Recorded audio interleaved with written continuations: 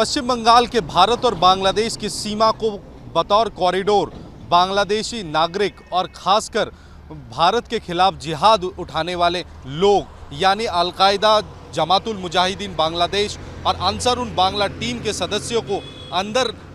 प्रवेश करने का जो द्वार खोल दिया गया है पिछले कुछ सालों में, ये कहीं ना कहीं घूमकर एक चिंता का सबब भारत के लिए बन चुका है। हाल ही में केंद्र सरकार की ओर से सारे राज्य के डीजीपी और चीफ सेक्रेटरियों को चिट्ठी लिखकर यह आगाह किया गया है कि खासकर जो लोग भारत में गलत तरीके से घुसपैठ कर चुके हैं भारत बांग्लादेश की सीमा से और यहां आने के बाद आधार कार्ड और वोटर कार्ड को जिस तरह से उन्होंने उनको मिला है वो एक चिंता का सबब है, क्योंकि उसके द्वारा वो अपने आप को भारत के नागरिक साबित कर सकते हैं, बैंक अकाउंट खोल सकते हैं, यहाँ तक कि सरकारी संस्थाओं में नौकरी भी पा सकते हैं। और ये आने वाले दिनों में भारत के सिक्योरिटी एपरेटर्स को बहुत बड़ा चुनौती दे सकता है। हाल ही में पश्चिम बंगाल में पिछले 3 महीनों में तकरीबन 1 दर्जन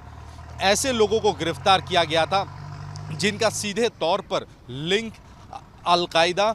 AQIS और साथ में अंसारुल बांग्ला टीम का जुड़ा हुआ है तार, और उन्हें यहाँ पर भेजा गया था। कुछ बांग्लादेशी है जिन्हें यहाँ पर भेजा गया था और कुछ यहाँ के लोग जिनको रेडिकलाइज करके भारत के खिलाफ जिहाद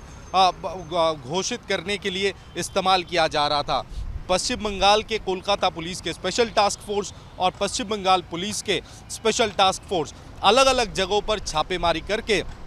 कई सारे लोगों को गिरफ्तार किया है और उनके पास से भारत के खिलाफ कुछ लिटरेचर्स, कुछ जिहादी दस्तावेज़, कुछ पेन ड्राइव्स और कुछ ऐसे दस्तावेज़ मिले हैं जिससे ये तकरीबन साबित होता है कि आने वाले दिनों में अलकायदा या अंसारुल बांग्ला टीम का बहुत बड़ा प्लॉट है भारत में किसी तरह का सीरीज़ ऑफ एक्सप्लोजन्स करने का, यहाँ की यानी बम विस्फोट करने का वो लोग कोशिश करेंगे। और अलग अलग जगहों पे खासकर मुर्शिदाबाद, मालदा, दक्षिण 24 परगना, नदिया, हुगली, इन इलाकों के मदरसों को खासकर इन्होंने टारगेट बनाया है, क्योंकि यहाँ पर लोगों को भर्ती करना बहुत आसान है, उन्हें समझाना, उन्हें रेडिकलाइज करना और उसके बाद भारत के खिलाफ उन्हें इस्तेमाल करना बड़ा आसान है। और कहीं ना कहीं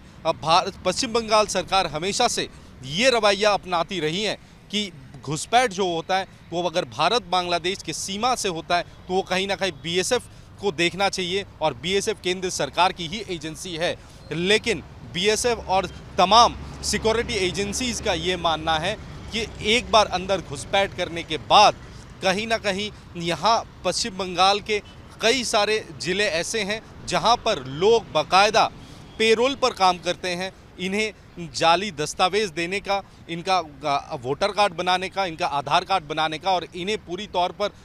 भारत के नागरिक घोषित करने का जो एक नेक्सस है वो बड़े दिनों से चल रहा है और उस पर कोई कार्रवाई पश्चिम बंगाल सरकार अभी तक नहीं कर पाई। लेकिन देर सही दुरुस्त सही, पश्चिम बंगाल में जिस तरह से अब कोलकाता पुलिस और पश्चिम बंगाल पुलिस के स्पेशल टास्क फोर्स ने इन जिहादियों के खिलाफ जिहाद घोषणा किया है और जिस तरह से एक के बाद एक लोगों को गिरफ्तार किया जा रहा है, उन्हें धर दबोचा जा रहा है, ये तो साफ हो गया है कि पश्चिम बंगाल को एक कॉरिडोर ही नहीं, एक पश्चिम बंगाल को कहा जा सकता है कि एक सेफ हेवन के तौर पर ये आतंकवादी जो ग्रुप्स हैं ये इस्तेमाल कर रहे हैं और आने वाले दिनों में शायद और भी ज़्यादा वो कर सकते हैं इन रूट्स का इस्तेमाल। तो खैर अब देखना ये होगा भारत सरकार की जो नसीहत है वो नसीहत मानकर राज्य सरकार की तरफ से क्या कुछ कदम उठाया जाता है ताकि जड़ से ये जो नेक्सस है इसे पूरी तरह से बर्बाद किया जाए और घुसपैठ जो लगातार भारत बांग्लादेश की सीमा से होता आ रहा है